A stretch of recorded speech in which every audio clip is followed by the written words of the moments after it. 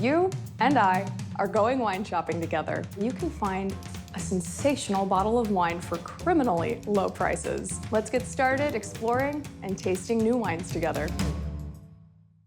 Hello again, wine friends. It is a new year and time to enjoy our very first BYOB wine of 2024.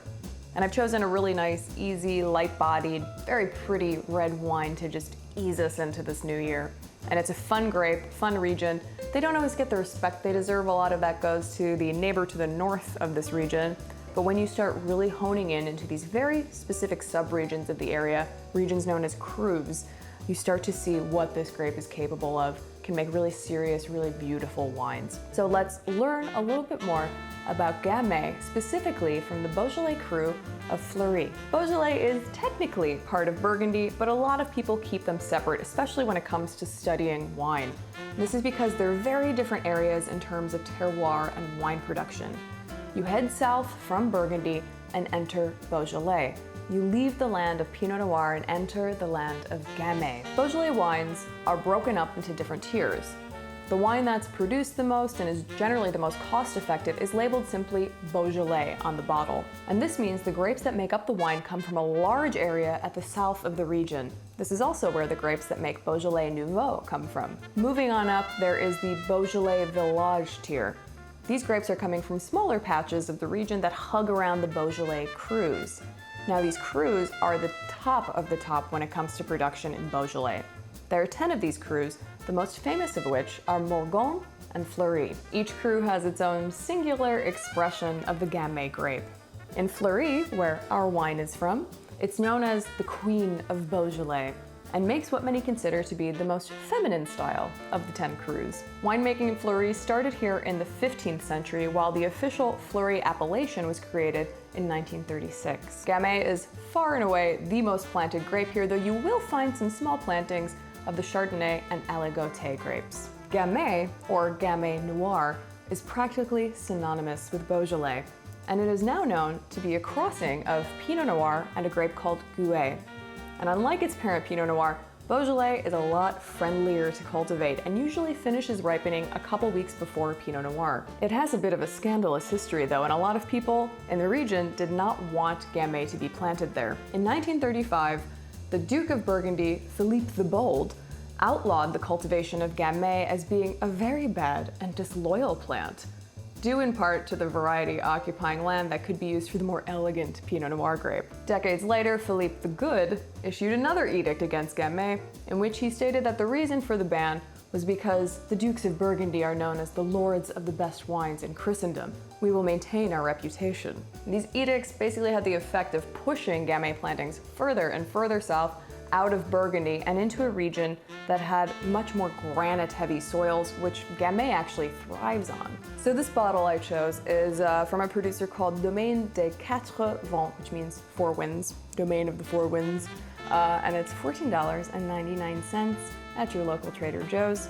And now, Domaine des Quatre Vents is owned by one of the largest négociant producers in Beaujolais, Georges Duboeuf, and this is perhaps a lot of people's entry into Beaujolais wines. Very big négociant producer, négociant meaning that these people buy grapes from growers all over the region and make their wines from that, and they make quite a bit of wine.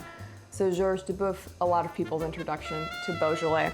But now we're getting into this very specific cru of Fleurie, again, the queen of Beaujolais, this more light, feminine style, as they call it. The wine is 100% Gamay, of course, and this wine does go through a little bit of something known as carbonic maceration. And this is one of the hallmarks of Beaujolais winemaking. So with carbonic maceration, instead of taking your grapes through the destemmer and then crushing them, you're putting them all into like this very large tank or vat.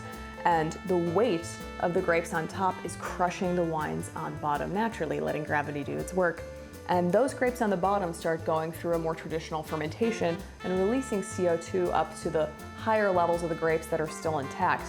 And what this does is this starts creating intercellular fermentation. All that CO2 is permeating the grape skins and starting to create fermentation inside of the skins. Very, very cool stuff. And wines that go through carbonic maceration often exhibit flavors and aromas of candied fruit, cotton candy, even bananas.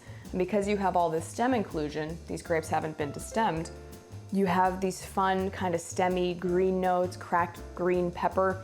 But again, because this wine only went through partial carbonic maceration, you're only getting little hints of that, as opposed to some wines that go through completely 100% carbonic maceration, and those really jump out of the glass, all those fun candied fruit notes. So let's examine this wine. As far as the color goes, it's a paler wine. It's a thinner skinned grape like its parent, Pinot Noir. So you can almost kind of see through it. I can see my hand through here, and it's this beautiful crimson garnet color with little hints of magenta in it almost. Let's smell. So yes, very yummy, juicy red and black fruits. You've got this ripe blackberry, very plush raspberry and cherry notes. Little red licorice as well, getting that little candied element into there. Getting some lovely like orange mandarin peel and oil, along with all these warm spices. It's very, very cozy smelling wine. We've got clove, cinnamon, and then remembering that this is, the queen of Beaujolais and this more feminine style, there are these lovely floral notes that kind of waft out of the glass, very subtly, violets, roses, and herbaceous notes as well. Getting a little thyme, sage.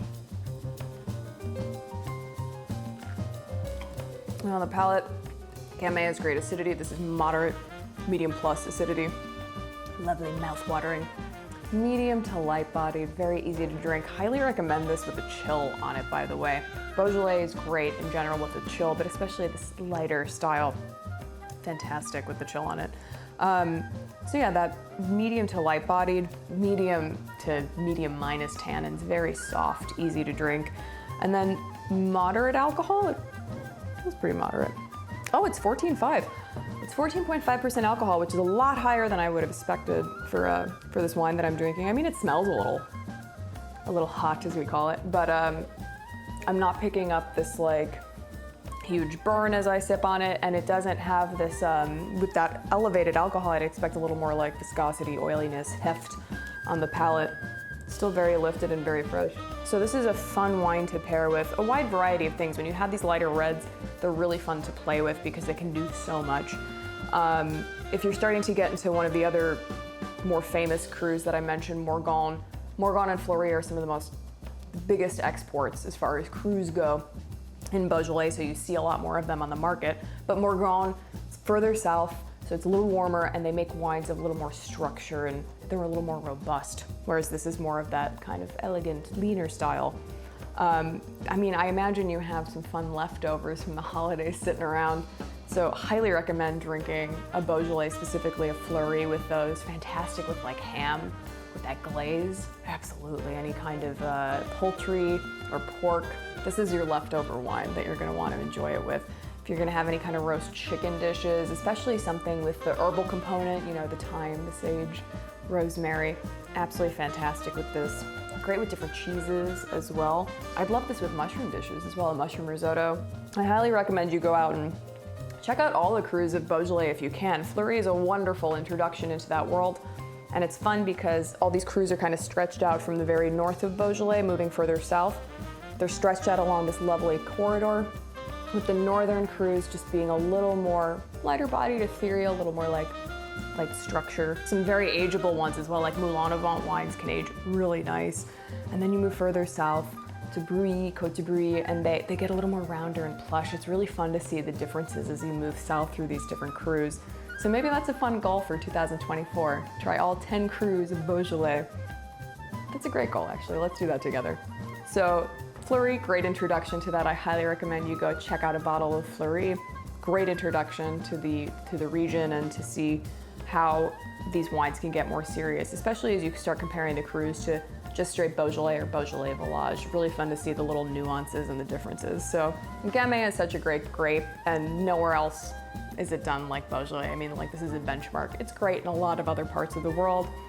Some very delicious examples coming from many different wine growing regions, but Beaujolais is the place to go, especially to start out with a Gamay grape.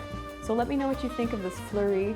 And until we continue our wine drinking adventures through this new year, I hope you keep exploring and trying new wines. Cheers.